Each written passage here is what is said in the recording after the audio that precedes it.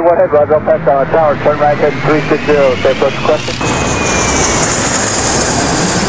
Isang eroplanong naglaho ng 37 years at mistulang bumalik matapos ang ilang dekada. Maniniwala ka ba kapatid na mayroong eroplanong naglaho ng higit 37 years matapos nitong mag-take off sa isang airport? Oo, 37 years at muli itong bumalik at lumapag sa lupa matapos ang napakahabang panahon at ikakagulat mo kung paano ito nangyari. Bumalik tayo sa nakaraan. Taong 1955 sa New York City, nag-take off ang isang eroplano, ang Pan American Flight 914, patungo itong Florida. Noong mga araw na yon, maganda ang panahon, maaliwalas at talagang hindi mo iisipin na mayroon palang isang trahedyang magaganap na tatatak sa kasaysayan ng mundo. Sakay ng eroplano ang 57 passenger at 4 na crew kabilang ang piloto. Habang nasa himpapawid ang eroplano, walang naging problema. Maganda ang lipad ng eroplano at makikita sa loob na masaya ang mga taong nakasakay dito. Pero yun nga, makalipas lamang ang ilang mga oras, bigla itong naglaho. Dali-daling tiningnan ng mga kinauukulan kung nasaan na ang Pan American Flight 914. Chinek nila sa radar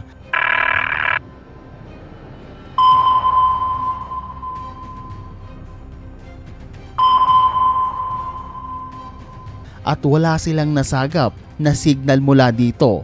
Akala nila malfunction lang pero hindi, dahil naglaho talaga ito na parang bula. Dahil sa pangyayaring naganap, nagkaroon ng malawakang imbestigasyon at ang pinakahinala nila ay baka nag-crash ito sa dagat dahil dumaan ito sa dagat noong mga time na yon. Kaya naman nagkasa sila ng malawakang search and rescue operation. Gamit ang mga bangka at helicopter, nilibot nila ang karagatan. Lumipas ang mga araw, buwan, walang ni isang ebidensya o bakas na nakita ang mga rescuer. Kaya naman para maisara ang kaso, sinabi nila na baka lumubog ang lahat ng parte ng eroplano sa pinakamalalim na bahagi ng dagat. Kaya wala silang nakitang bakas ng eroplano. At yun na nga, naisara ang kaso.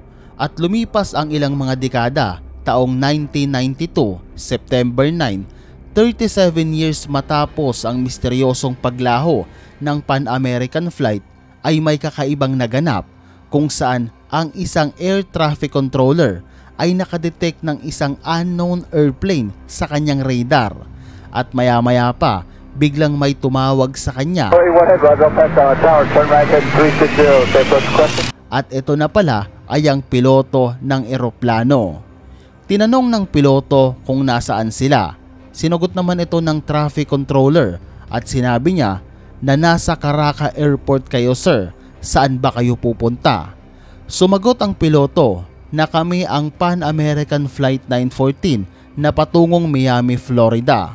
Agad tinanong ng traffic controller ang piloto sa schedule ng paglapag nila sa airport. Sinagot naman ito ng piloto at ang sabi ng piloto, naka-schedule kami ng July 2, 1955, 9 a.m. Dito ay tumindig ang balahibo ng traffic controller, pati na rin ng mga katrabaho nito.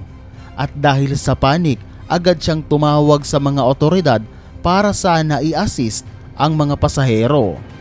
Nang lumapit ang traffic controller sa piloto, hindi na nito napigilan ang sarili niya at sinabi na, Captain, ngayon ay May 21, 1992 at narito kayo sa Caracas International Airport. Dito ay nagulat ng husto ang piloto at ang sabi, anong sinasabi mo? Kakaalis lang namin kanina at ilang oras pa lang ang nakakalipas. Umatras ng bahagya ang piloto at sinabi na huwag kayong lalapit sa amin, aalis na lang kami.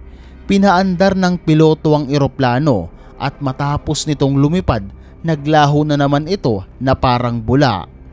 Ayon pa sa mga kwento na ang mga sakay nito ay hindi man lang tumanda at magpasa hanggang ngayon hindi na muling nakita pa ang Pan American Flight 9:14.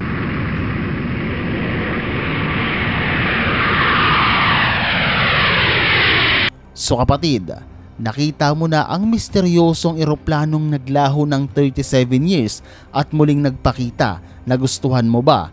Palike at subscribe naman. So this is Win YT. Maraming salamat. I'm out.